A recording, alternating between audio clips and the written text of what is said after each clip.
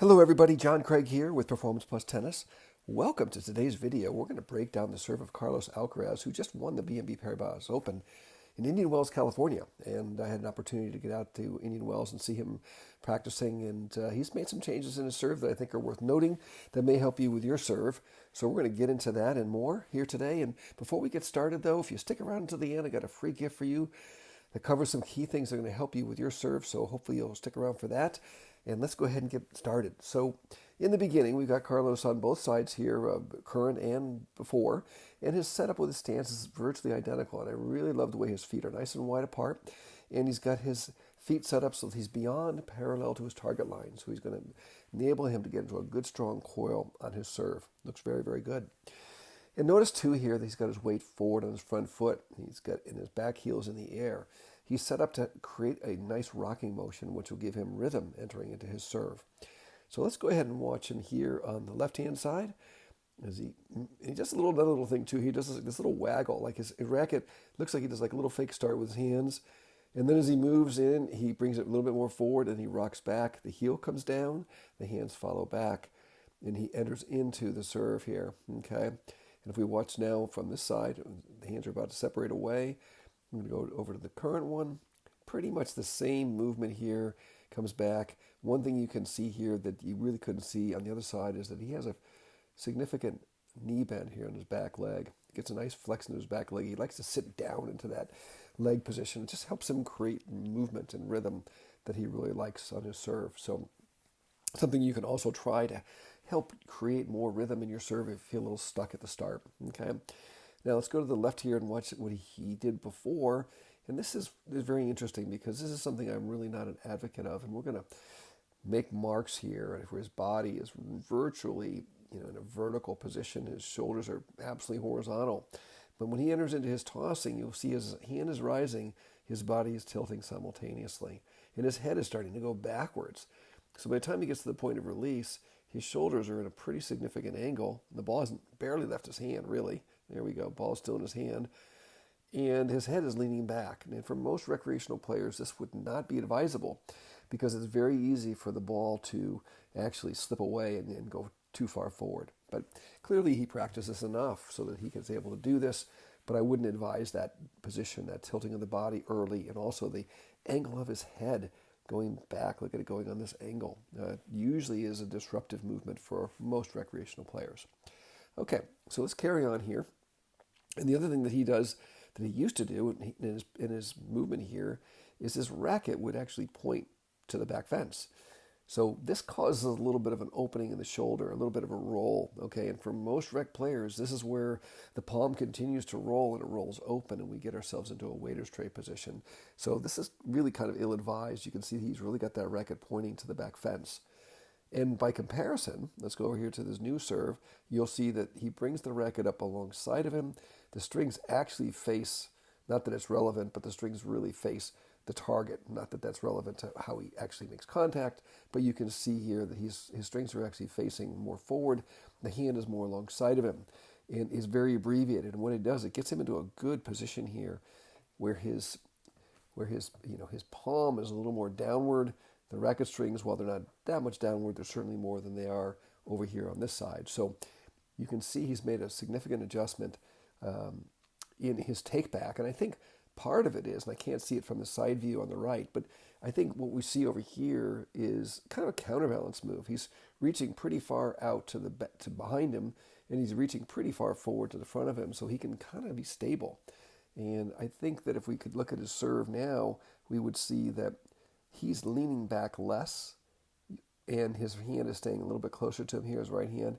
And you can see now when he's setting up, his racket is sitting here on the right side of his body. And the elbow position is beautiful. The angle of the shoulders is excellent. Elbow position is excellent. Let's compare that to over here, okay? Now his trophy position in the old serve isn't much different. It does get into a very good position. A couple key things on the left here. Notice how his tossing hand arm has actually gone beyond vertical, so he can really feel like he stretches himself back and really coils himself. This is a beautiful position, okay? And you can see here from both of these images that his head is positioned to the right of his arm. So he's really looking up his tossing arm, and his tossing arm is remaining on the right side of his head. And you can see that on both sides. That's very important position to get into, okay? And you can see that his head is actually leaning away, and that's very important as well, because when he enters into his serve, he needs to keep his head out of the way so he can rotate his shoulders around and get this right shoulder to get up high, which you're going to see here in a few minutes. But overall, his trophy position is really quite good. But I think if we looked at it from a side view, if we could look at the new one from a side view, it would look like this is a little bit more compact in this area. Okay, much more like Holger Rune is doing, and kind of a takeoff from the way Andy Roddick's position was as well. Okay, even though their tempo and the rhythm's different, the position's very similar. Okay, all right. Next up, we're going to watch Carlos here on the left, and you'll see he's going to make his move. And one thing I want to mention here and show you, when he loads into his trophy position, his feet are a little splayed. They're a little bit, kind of apart, if you will. One's going this way, the foot's going that way. Not advisable for most players, but he's so mobile and flexible, he probably just simply gets away with it. Okay, but he's otherwise in a beautiful balanced trophy position. When he's ready to make his move, watch how the left arm is actually going to pull away in a semicircle and tuck while his legs drive up. And that will be the catalyst that will take his shoulders from a 45-degree angle here and rotate them all the way around. And if from a side view, you can't see it, but when we go over here, you're going to see how he's going to rotate all the way around, and he's going to get into that steep angle here again. So there's this similar angle, a little steeper than 45. But we want to get that rotation in there. And now you can see how his head has to be out of the way so we can get his shoulder up, because his shoulder is about as high as the top of his head. So that's really important that the head is out of the way. If you're struggling with your serve a little bit, check your head position. That'll help you quite a bit. Okay? So you can see here, once again, he's going to make his move. The left arm's going to pull away and tuck. The legs are going to drive upward, and he's going to go from this 45-degree rotation here, this very beautiful steep angle, and he's going to rotate that around, shoulder over shoulder, and come around, and now look at this angle again. Look at that. There it is. So it pretty much matches as he comes into contact. Okay? Beautiful positioning, really. Okay, so these are key elements. Now, you can't see his left hand here. You can't see it there, but it's there. If his shirt wasn't flared open, you would probably see his left hand holding balance right there on the right side of his body. But his position otherwise is perfect. It's beautiful.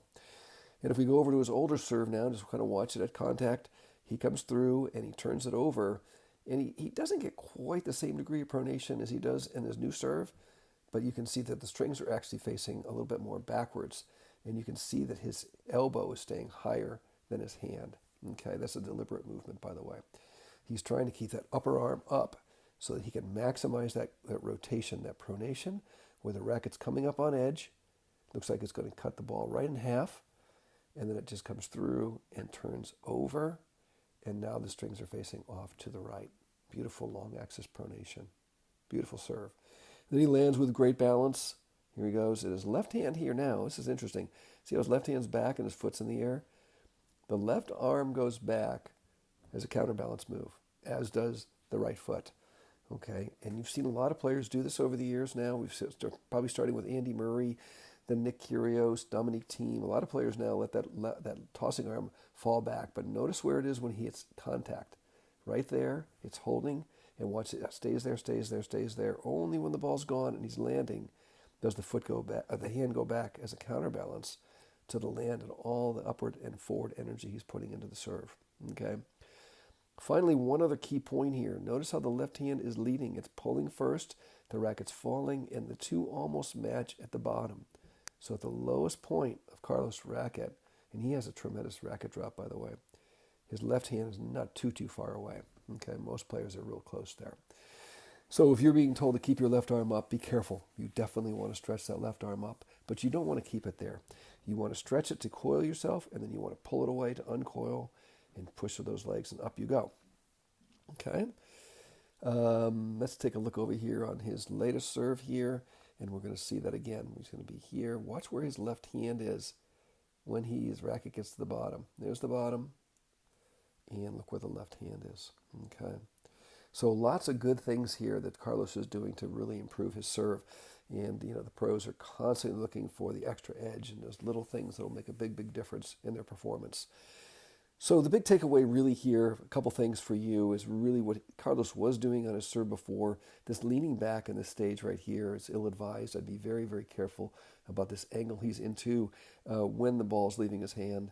The angle of his head leaning back, I don't advise that as well.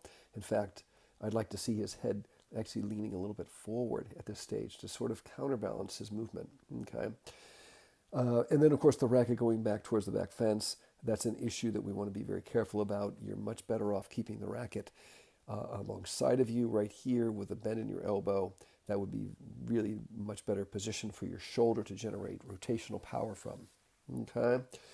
So I hope you really enjoyed this video. I hope that you took a lot from this. Carlos has developed a beautiful professional quality serve that has a lot of potential for tremendous improvement. I mean, it's going to keep getting better and better. He can just keep working now on targets and spins, and it's just a beautiful, beautiful technique all the way through. Okay. So leave your comments down below, and if you have any questions, please let me know that as well. I'll answer your questions and respond to your comments. Give us a like. If you've not subscribed to the channel yet, please do so. And finally, if you click on the link in the description down below, you can get my free gift, which is 5 key elements that you need to master to achieve your full potential on your serve. So click in the link description down below, get your free gift. Thanks so much for watching today's video, and we'll see you in the next lesson.